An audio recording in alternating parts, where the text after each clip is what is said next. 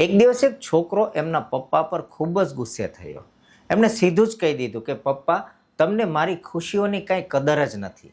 કારણ કે એ છોકરાને બાઇક લેવું હતું અને એમના પપ્પાએ લેવાની ના પાડી દીધી હતી.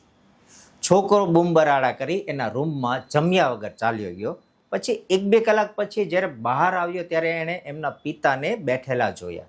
સામે EMI, સ્કૂલ ફીસ ભરવાની રસીદો, ઘરના રાશનના બિલ, દૂધના બિલ, ઇલેક્ટ્રિસિટી, ગેસના બિલ જોયા. ત્યારે એ છોકરાને ખબર પડી કે માતા પિતાની દરેકે દરેક નામાં એમના છોકરા પ્રત્યેની નફરત નથી હોતી, ક્યાંક એમની મજબૂરી પણ હોય છે. એટલે જ કહું છું મિત્રો, જ્યારે તમારા માતા પિતા અમુક વસ્તુઓની ના પાડે ને તો સીધો જ ગુસ્સો નહીં કરવાનો. પહેલાં એ હકીકતમાં તકલીફ શું છે કે એમની ના કહેવા પાછળનું કારણ શું છે એ એકવાર તપાસ જરૂર કરજો.